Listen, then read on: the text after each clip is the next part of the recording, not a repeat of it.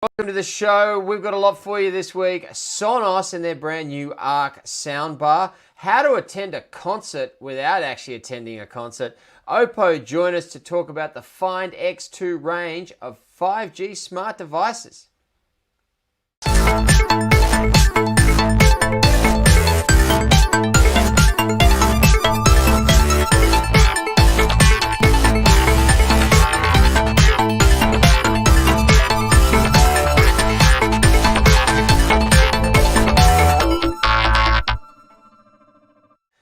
News this week, Android 10 is in the spotlight because a user created a photo or took a photo on their device, exported it in Lightroom using a ultra-wide color gamut HDR engine in the Android 10, then had itself a bit of an aneurysm when that photo was set to the background on the desktop screen of the smartphone.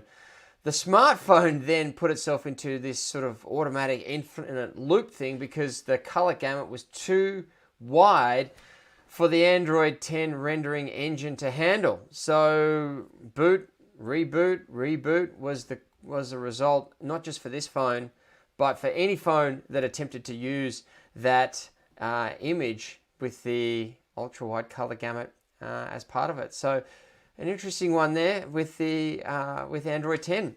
Also in tech news this week, Connect smart device or smart accessories for your home. These are the affordable smart accessories like light bulbs and smart strips and smart plugs, those kinds of things. Well, you can now get a smart light bulb for your house for $10 per light bulb, which is quite staggering considering that only a few years ago it was $30 or $40 a light bulb. These are the ultra low power consuming light bulbs. They are able to change into different levels of light, the white light to the warmer light, that kind of thing. But it's good to see smart accessories getting into a cheaper price point, more affordable for everybody. That's tech news for the week.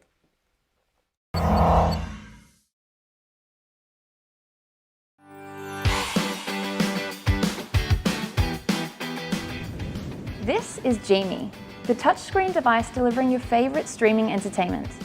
It's smart, safe, and fits in your pocket. You'll notice that Genie has no cameras, as this is an entertainment device. Every Genie has Bluetooth and Wi-Fi connectivity, a 5-inch plastic touchscreen, FM radio receiver, and a 2,200 mAh battery. We've also included basic parental controls allowing you to pin lock the apps and settings on every Genie. Don't know the pin? Then you can't open the app. There are 3 versions of Genie: Genie, Genie Plus, and Genie Connect. Genie is perfect for listening to apps like Spotify and Apple Music with limited distractions. Genie Plus has the same hardware but is a Google registered device. So we've pre-installed some Google services like YouTube, Google Maps, and Chrome, and you can download and install your favorite apps via the Google Play Store.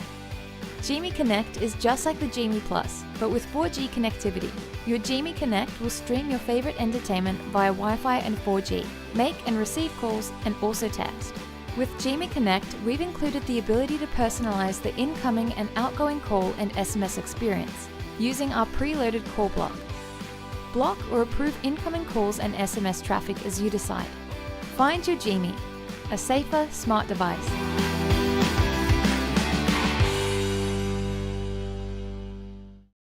When you look at the smartphone market in Australia at the moment and also in other countries around the world, one of the innovators is Oppo.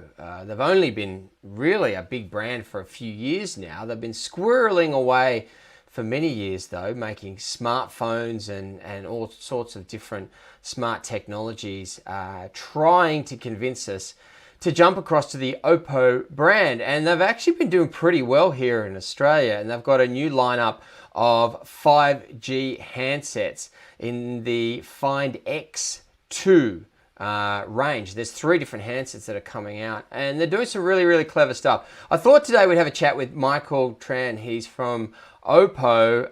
They're doing some really cool stuff here in Australia. Michael's now not just working in the Australian market, but in other markets around the world, helping the Oppo business to build and sell handsets in many, many countries. Good to have you on the show today, Michael. Thank you for your time. Hey, Charlie. How are you? Look, the business of selling smartphones, it's a challenging one, isn't it? Because there's a lot of different options around, a lot of different features. You put a product in market, a few months later, someone else is putting something out there that's just as good or better.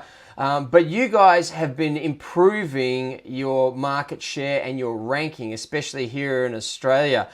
What's the number one success factor that you can point to that your team has been doing so well? I think that the biggest success for us is really listening to consumers in Australia and listening to what they need in devices. For us as a brand, when we entered the market, we really wanted to bring devices that cater to everyone with our A series, which is pretty much our entry-level device. Then we have that mid-range price point, which is the Reno, and then the Find series, which is our most premium offering of all devices in the market. And you've been improving your rank though, haven't you? I mean, once upon a time there was really, and I hate to mention other brands here in front of you, but I will. There was Apple and Samsung, and then there was Huawei, but you've really moved up and you've come into this space and you're selling quite affordable smartphones, but they are really, really specced up in features, but they're also the reviews of people, of customers, and you talk about listening to customers, but the reviews from customers are that after many, many months of using them, they're still having a good experience. That's, I think you nailed it on the head in terms of the experience. It's so important that when consumers buy our devices, that they feel comfortable using it straight away. I would say that we're known for our camera capabilities and also our fast charging with Bowie. It's making sure that our device is premium without the price tag. But at the moment with our brand, it's building that premiumness and making sure that we have products across all price points. Talking about price points, you've got the Find X2 Series. I've got two of the Pro models here in front of me. These are full 5G handsets that you're bringing into the Australian market right now. Can you tell me a little bit about this? Let's talk about the 5G aspect first, because I want to drill in there a bit. These are three different 5G smartphones, and you're getting down in price to under $750 for one of the Find X2 variants. Yeah, for us, we're making premium 5G devices and making it future-proof for Aussies and affordable as well. We know that with 5G being rolled out across the country, consumers really want to get their hands on experiencing 5G, especially around the speed. And we can see that consumers are downloading a lot more video content, especially during now that we're in lockdown. People are streaming more content on their devices, and with our 5G capabilities, you'll be able to do it a lot faster and not have that lag experience. The 5G handsets we've seen so far have been more expensive though. I mean, we've seen 5G sort of bundled or become part of the package of the most premium smartphones. Apple doesn't have a 5G variant. You've had 5G handsets before though. This isn't your first one. Talk to me about where the main sort of experience benefit is with 5G. You sort of hinted on video there and streaming. But are you hearing from customers other things that they're using 5G for too? Yeah, definitely. Besides the streaming and watching content, listening to music, I would also say gaming as well. We know that gaming is going to be a big area for 5G with low latency. And for all those gamers out there, with the Find X series and our 5G devices, you're going to experience the ability to play games at the best of your capabilities, while at the same time not worry about the lag. I think with 5G, there's definitely going to be more use cases coming up in the future, so consumers will actually be able to benefit more from controlling their home from their devices, being able to do so many things from their phone. Interesting, you've got three different variants, which I touched on earlier. You've got the Find X2 Pro, then the Neo, then the Lite. They're in different price points. $15.99 down to $7.49 for the Neo versus the Pro, and obviously, sorry, the Lite versus the Pro. The Neo sits in the middle at $9.99.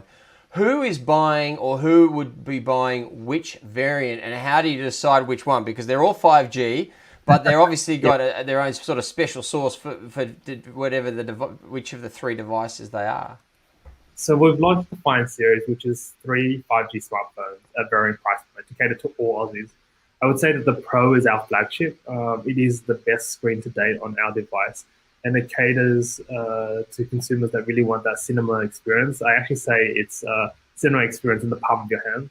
It has the safest, fastest charging technology as well, SuperVOOC 2.0. You can charge your phone from 0 to 100% in just 38 minutes. The best camera setup with a customized sensor, the latest video and photography capabilities. And then, as you just mentioned, Charlie, we have the Neo and the Lite. It utilizes many of the same features of the Pro, but have been configured in a way that meets the specific price point so that we can have varying products at different price points for the Aussie consumers. 5G versus 4G. I mean, you talk about 0 to 100% in 38 minutes for charging. And look, the first time I saw that technology, I think I was standing next to you in Barcelona when you did the demonstration, right? Yeah. And it messed with my mind, the fact that the numbers of the level of the battery charge was just moving up like almost like seconds on a clock. It was that quick. Are we seeing this technology being required because battery consumption is faster 5G versus 4G, or have you sorted that out? That's the one thing that we know, that with 5G, it's going to use up more battery because consumers are downloading more content. And so with us, we're lucky enough that we've always worked and developed our charging capabilities so that you don't have to worry about the battery consumption. But with fast charging, with our fast charging, you don't ever have to worry about your phone being dead or running out of battery. You talk about the Pro being the premium model, but even the Find X2 Lite, you've got features like Dolby Atmos audio. I've looked at it, I've seen the specs. I wouldn't class that one as sort of the cheap variant. You've still got some good stuff in there. Yeah, definitely. Like I said, the Find X2 series, we've sort of wanted to offer something for everyone, regardless of the budget. So with the price point ranging from $749 to $1,599, we're offering Aussies a choice of selections of flagship devices to suit their needs, whether it's a hero in the series of the Pro or the pocket-friendly Lite. Aussies always will be able to get that premium and feel from us and future-proof them for 5G devices. You've you've also got some other cool stuff with this as well, right? And I want to understand the pricing, because quite often we'll see a price of a handset and you go, oh, that's a good price, but then you find out later it's locked to a carrier, for example. I would assume that these are all unlocked pricing. Yeah, definitely. They're all unlocked pricing. So you can buy the device and you'll be able to put the SIM card of your choice into the phone. As long as the carrier has the 5G capabilities, then you'll be able to use that device. Yeah, so that obviously some resellers, MVNOs and those kinds of guys who don't have access to the 5G network. The other thing I wanted to understand with this is, are you doing carrier deals as well? Are you working on that kind of thing? I know you're going to have the handset available at various retailers and online stores and those kinds of things, but are the carrier partners coming on board with this too, at now or in the future? Yeah, well, they've all of them have come on board. So the likes of Telstra, Vodafone, and Optus, they've all come on board to support the Find series and have our product in store as from today. So consumers will be able to have the choice of going to their selected carrier and picking out the device that best suits them. I think that having our device available everywhere gives consumers the flexibility and choice to pick what's best for them. You've done very well at offering, and I'll go back to this because I mentioned earlier, competitive prices but good quality handsets. This whole idea that you can get a 5G phone for $750 now, is that going to place pressure on either yourselves or other manufacturers trying to sell one at $1,500, do you think? I think that with the technology as it evolves, the price points will definitely move. And for us at Oppo, we've always wanted to become a leader in 5G. In ourselves, we made an announcement last year that we would be spending over $6 billion in IoT and 5G development. And it's really for us to continue to grow in that space. And we know that there's so much opportunity with 5G, and we want to make it accessible to everyone. Hence why bringing different price points into the market is so important for the consumers, being able to give them choice. The interesting thing now is whether you want a 5G handset or whether you don't, you can actually buy an outright unlocked $750 smartphone, premium features in the Find X2 Lite. You can put any Australian SIM in it. If it's not 5G, the plan isn't 5G compatible yet. They might be compatible in 12 months. But you can actually sort of future-proof that element now without actually having to overpay. Yeah, correct.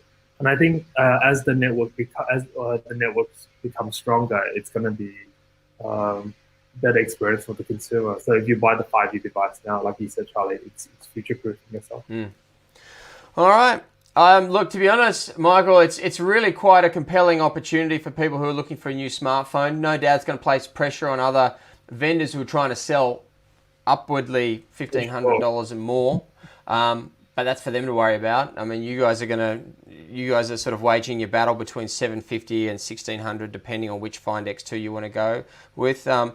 More details are on our website, and I should mention as well that Oppo is a sponsor of our website at the moment, but that's not why we're talking to Michael. We thought it's a very good discussion to have around affordable 5G phones with Find X2. Michael, thanks for your time. Best of luck with the developments in Australia, and congratulations on your success so far. We'll talk to you again soon. Well, thanks, Charlie. TP-Link have brought out the latest addition to their Deco range, which is designed to kill Wi-Fi dead zones with their mesh technology that's easy to set up and gives you reliable coverage throughout your home. Say hello to the Deco M9 Plus. The Deco M9 Plus can deliver Wi-Fi to an area of up to 420 square meters with its 2-pack. If you need more range, add another Deco unit to the network whenever you're ready. Broadly speaking, the AC number is the speed you'll get from the internal network. And the higher up the model range you go, the higher the speeds.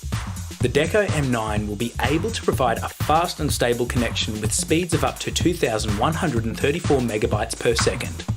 Strategically placing mesh routers is key.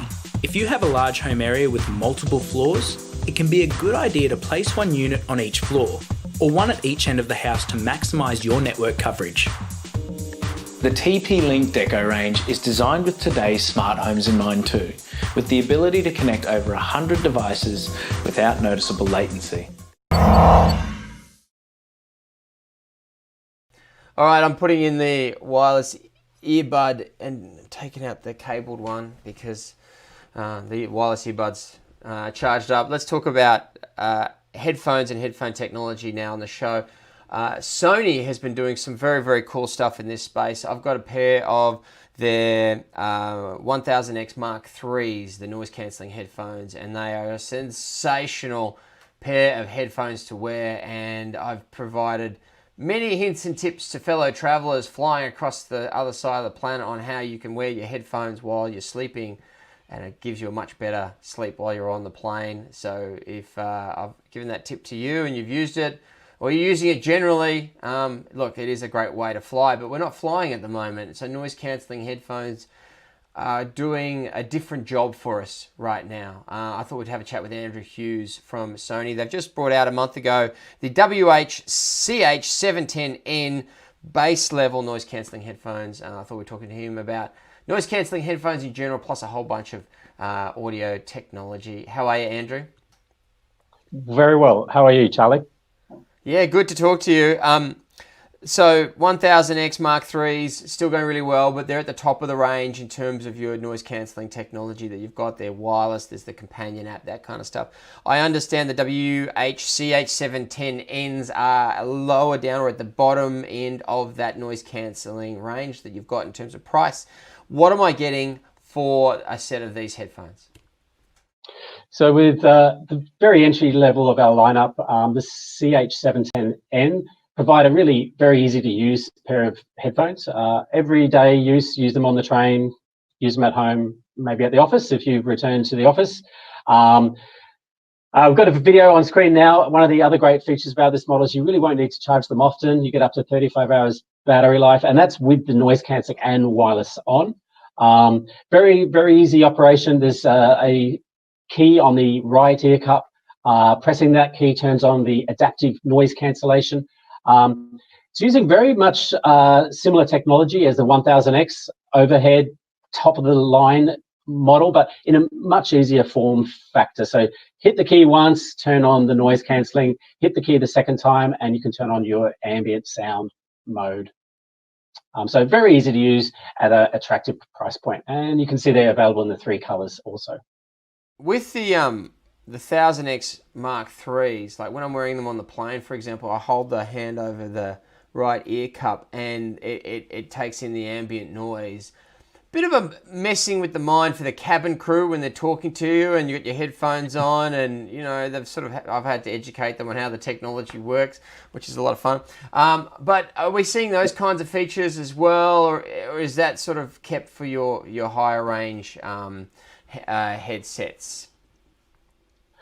So you are seeing that work its way down through the line. It's not quite at the entry point yet, but our 900 series, which sits unsurprisingly just below the 1000 series, that also has that feature known as quick attention mode. So as you've explained, when you are wearing the headphone, if you just hold your hand to the right ear cup, you can quickly interact with someone. You can order a coffee. Maybe if you're on the train and you hear an announcement, you can hold your hand and you can hear the outside world. And then you just pull your hand away and your music resumes. Very, very convenient. So with your entry levels and with noise cancelling generally, where would we use noise cancelling at the moment? Because the first thing that we were taught about noise cancelling was they were perfect for on the plane. Obviously, we're not flying too much these days. Most of us aren't in any way. So where would we get the benefit of noise cancelling these days? Well, I think we really concentrated on that environment first up because noise cancelling wasn't too smart. It worked really well at cancelling out those low sounds that you would hear when you're flying. It also works well on the train or the bus. We're just beginning to return using trains to work, maybe, or the bus. But I found, and a lot of our users are finding in the last couple of months working from home, it's fantastic to block out the sound of the neighbours. It's also great at becoming a good neighbour yourself by using headphones. So blocking out the sound of the street, the traffic, your neighbours, it's a great way to kind of be within the zone at home, either working or catching up on your cooking. You can say the children as well, Andrew. I think most people would agree with you. Thankfully, I don't have any, but if you do have kids, yeah, it's a great way to block out the sound of the kids, maybe while you're trying to concentrate. So you've got different prices, you've got different ranges. The WH-CH710 ends $349. Look at different retailers to see different pricing on that one. I do want to understand though, with the 1000X Mark IIIs, the ones that you've got there, I've got a pair. You've got a companion app and you keep adding new features to the service. I mean, it's not really just headphones now, it's a service that you're providing. What have you just added recently? I understand there was an update.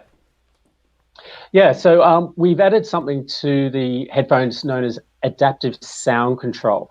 Now, that's not particularly new, but the new feature within adaptive sound control now allows the headphone to change its sound mode to match your location. So using GPS from your telephone, it can recognize when you're at home, when you're in the park maybe, when you're at the office, and it can adjust its sound mode to match those locations for you with no user intervention. So automatically it'll change its sound modes, NC mode to match your location. Which is very cool. How does it know that? Is that from the location on the phone that you are using with the device? Yep. Is it from there? Yeah. Okay. Yeah. So it's all held on the phone. This isn't being sent anywhere. It's just using the GPS location. And then once it knows it's in a particular location, it'll change the sound mode to suit. If I get the app and I'm using the 1000X Mark IIIs, and I've also got a set of your wireless buds as well. You got some really great sport buds and things like that. Does the learnings from the app translate between the different headphone and earbud products?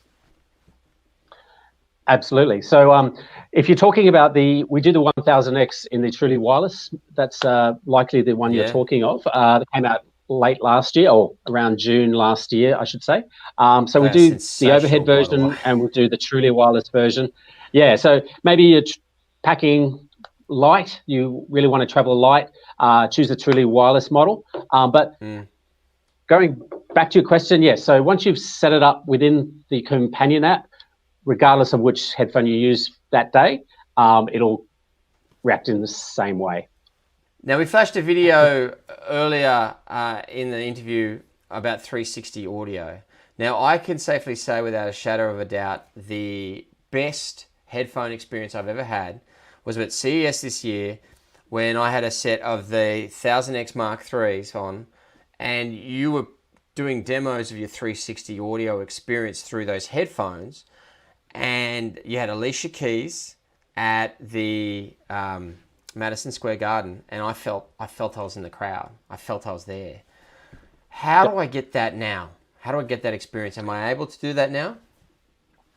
Yes. So again, going back to the app had an update late last year to enable 360 reality audio playback. So in Australia, we have 3 music services. If you subscribe to either one or maybe all 3, you can then enjoy 360 RA. So personally, I'm using Tidal. Tidal you may have heard of, music streaming service, been around for a few years now.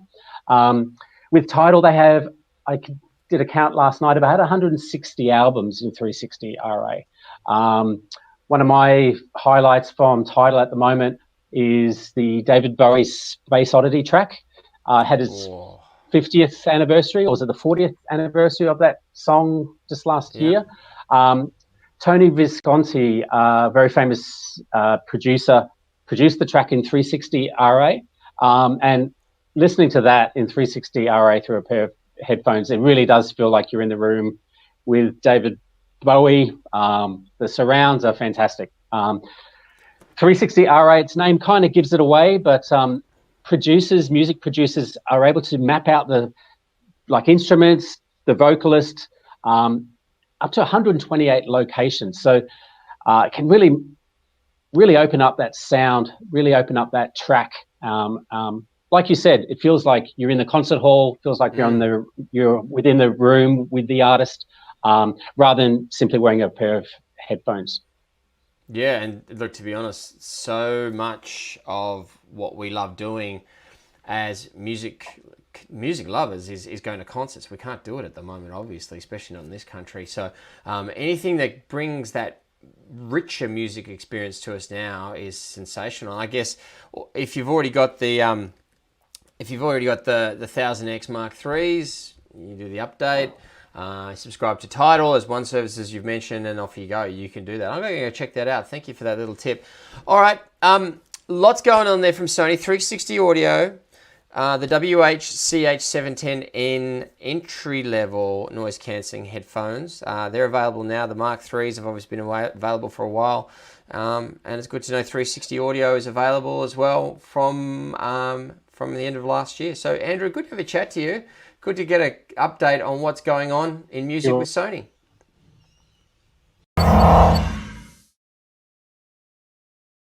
Packed with features and offering an excellent bang for your buck, Oppo's phones have been getting better and better over time, and their latest edition is no exception. The newest model from Oppo is the Find X2 Pro, with fantastic features like a gorgeous 120Hz 6.7-inch OLED screen, the latest fast-charging technology, and an impressive rear camera array.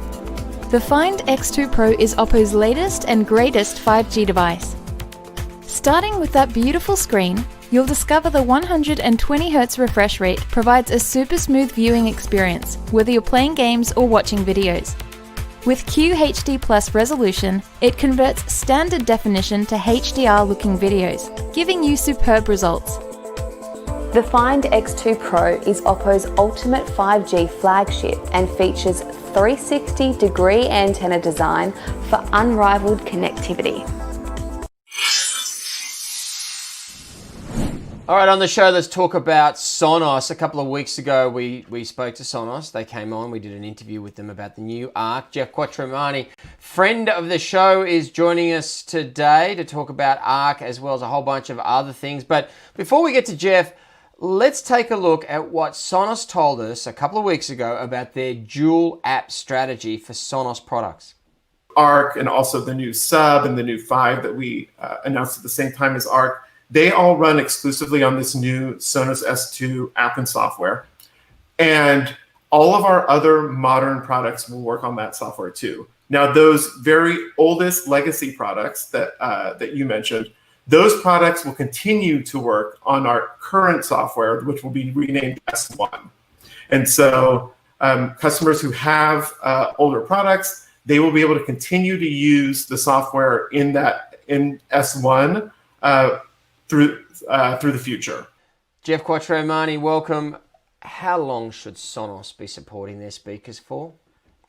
Look, I think it's an interesting question. If you look at warranty, you're usually around the 1 to 2 year mark. And then if you think about software updates and you compare it to somebody like Apple, where they're supporting their phones for around the 4 to 5 year mark, potentially in terms of updates. So when it comes to speakers and hardware, yes, you're making a big investment and they'll continue to work in a Sonos ecosystem. But how long should Sonos actually be providing updates to those speakers? I think they've been very generous in the way they've been doing it already. The Play Bar, for example, a 7-year-old product, still supported by Sonos. So it's an investment that people make, and you can see why based on their software strategy. There seems to be a bit of anger around this dual app strategy that Sonos is going with at the moment, and I wonder, will Apple, will Samsung, will Google, will they all have 10-year support plans and longer for their speakers? I mean, HomePod, for example. If we don't see that supported as long as Sonos has, will there be the same level of anger? Well, that's an interesting question. And it's funny that I think Sonos buyers tend to be such passionate audiophiles that they almost do have this higher level of expectation than we would have from Apple, because I think Apple probably set a good precedent in, replacing their products every 1 to 2 years. Whereas in this scenario where we're talking about soundbars, the Arc is replacing the Play Bar, which again is 7 years old. So you are talking about more of an investment in hardware and hopefully the software to follow. Whereas with Apple, we know they're going to release a new iPhone every year. So maybe that as a result does lower expectations around how long they should support it for. So I think it is a little bit of almost having products that are of such a high quality that it almost bites them in the back come later on. Well, let's look at the Arc. I mean, it's a sensational soundbar. You've been reviewing it compared to, and we don't need to name names, but compared to the market, where does this one sit? Look, honestly, this is a very premium soundbar. I've been using this one for a little over a month now, and I've had numerous soundbars in this particular room connected to their TV to really try and compare and contrast what's different about all these soundbars that we do have. And the Arc does not have a separate subwoofer come standard. You do need to buy that separately. But what's interesting is that the Arc on its own actually has enough punch to stand on its own without having a separate subwoofer. So when you do think about all the components in your living room, the TV and the Arc is really all you actually need to get a good visual and sound experience now. So they've kind of changed the game in what you expect from a home theater. The interesting thing as well I've always found is that if you're living in an apartment block, are you really seriously going to put a subwoofer on your floor and share this experience that you're having in your apartment with basically not just the people below you, but maybe a couple of floors below that? I mean, a soundbar for most of us should be really enough anyway. Look, and that's a really good point too. And we're seeing other brands do the same thing in their 2020 soundbar range. If you do really need a separate subwoofer, Sonos will have one. They've got the Sonos Sub. It's about $9.99, and I've got one, and I had connected it to the Arc to see how it would play together. To be honest, it's only really required if you've got a very large room. So if you are in an apartment, it's a component that you don't need to worry about investing in. So one of the things about Sonos is the ability for the soundbar to listen to itself and to sort of to mold to the surroundings, so to speak, to tweak the sound output based on the environment that you're in? Did you do that, and how did you go? Yeah, absolutely. So once you do plug this soundbar in, you've got a setup process you need to follow through your smartphone. And it's actually very simple, where you almost walk around your room with your iPhone in your hand, helping the soundbar understand where it's positioned in the room, what the kind of room that it's in, and also understand where the walls are, because this soundbar needs to use the walls and the ceiling to really project and create that 3D audio experience that you expect from a Dolby Atmos type soundbar. So once you do that tuning process, it really does enhance the audio experience. If people skip that step, you're actually really missing out on what the soundbar is actually capable of doing. So it's very simple. I recommend people do it. It's called TruePlay, and it does completely transform the way the soundbar acts in the room that it's in. A lot of soundbars on the market. You can get them for $99. You can get them all the way up to where the Arc is at almost $1,500. Is it worth the money? And compared to other soundbars on the market, is this the one you would go with, or would you only go with it if you've got the Sonos ecosystem with other speakers, or would you go with it on its own? It's a great question. I think for a lot of people, this could be the first Sonos product they have, or it could be the fifth Sonos product they have. It tends to be that once you've got one, you'll build on that ecosystem throughout the home. And I do love that how all of those speakers can play together, whether you've got people over, you're having a party and things like that. The question around whether you should buy this one over others, it does come down to sometimes personal preference. However, what I will say is that this soundbar is compatible with any television. You don't have to have a particular brand TV for this one to work.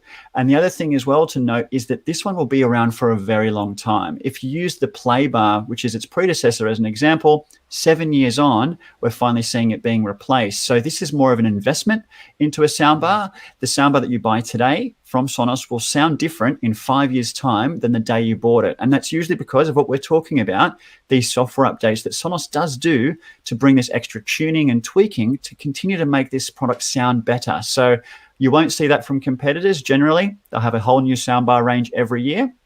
But you're right, you've got that extra higher cost of entry. So you do need to think about whether it is going to fit into your budget, especially if your TV, for example, isn't even worth as much as the soundbar itself. So something to consider. Sonos, the tech company that's so good, you could say their name backwards, it still sounds the same. Geoff Quattromani, tech expert, friend of the show. Thanks for joining us today to talk about Arc from Sonos. Thank you, Charlie. This segment is brought to you by Gme, the safer smart device.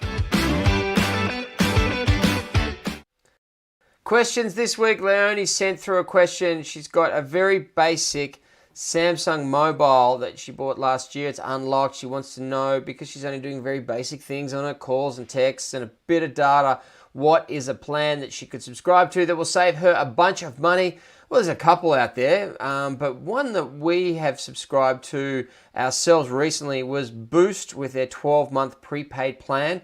$150, you get 80 gig of data, plus there's a bunch of international calls that you can make to different international destinations as part of that plan as well. And that $150 also includes calls and texts, but it breaks down to about $12.50 a month on a prepaid arrangement. So you're not going to go over that. $150 is set for 12 months of phone use. And remember, Boost uses the Telstra network as well for 4G. It's not 5G yet, but that's not really going to be a problem for Leonie based on the phone that she's got. Something to consider if you're looking to save some money on your mobile phone plan and you're not doing a lot of data, but 80 gig over a year should be enough for a number of you anyway.